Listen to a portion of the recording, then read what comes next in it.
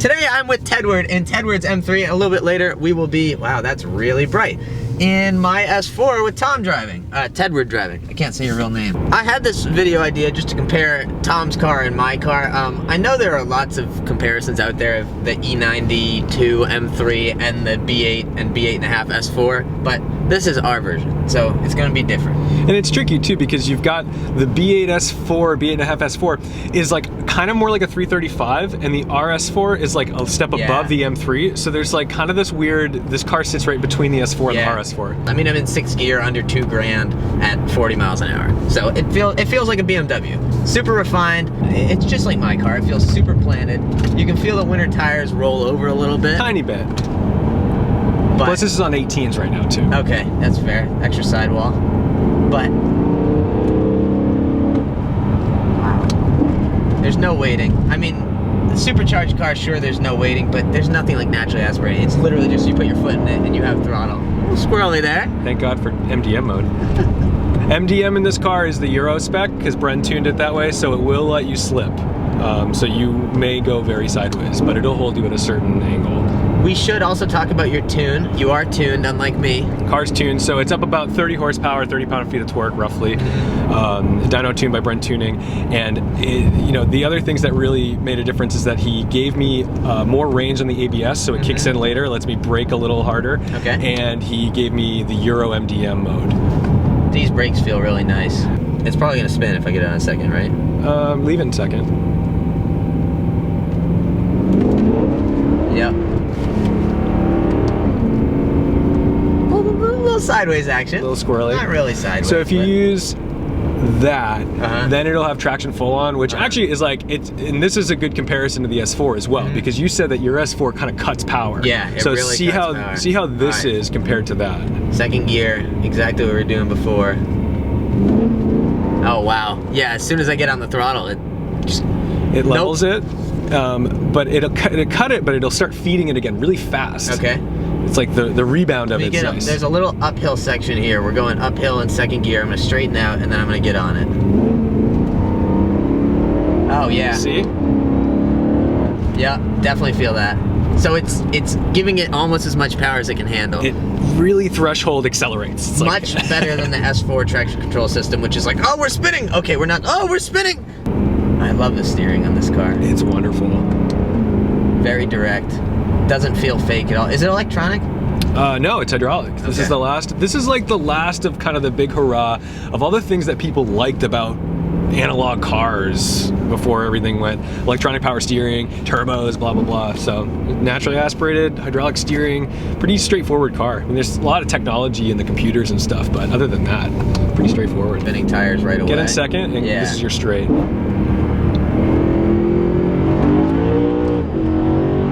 Very linear. And even there, when we got a little bit squirrely, you could feel it kick in, and also it just spun straight. There was no, I didn't feel like I was gonna lose control at all. It's a pretty confidence-inspiring car. Not as, wow, Tom, this thing is really linear. Really linear. I'm not even revving it out there, but it just, the more you stay in the gas, the more the power builds, It's beautiful. I love that. That feels great. It's a beautiful feeling. Ooh, and your turning radius is nice too. It's not bad. Definitely not a Focus ST. Oh, there's a car coming. So now we're gonna go hop in my S4. Tom's gonna drive that, and we'll catch you guys in there.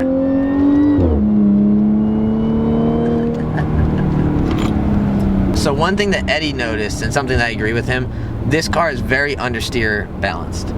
Yes. You can feel all the weight up front, and you can feel kind of that it doesn't necessarily want to jump and turn in. And when we get into some tighter corners, we're gonna start to really exploit that a little bit so we can actually see what that feels like. The vibe that the car gives me, the confidence that I'm getting from it, is similar to the M3. Like, I know it's planted, I know it's not gonna get away from me. It's less squirrely, the M3, that's Much less squirrely, yeah. I do have to say, I like the interior of my car, like this layout, a little bit more than What year is this? 13. So mine's a 10. So that's the thing. I think when you get into these like that, it tends to happen where like you're between generations. Yeah. Right? And so it's like, it's always that thing where you're kind of looking to see like, oh, who's the newer, who's the newer. But all right, let's give it a little run. So ESG doesn't hit quite as hard as DCT. Definitely not. But I have the supercharger, so I have torque. So I don't need to give it that downshift.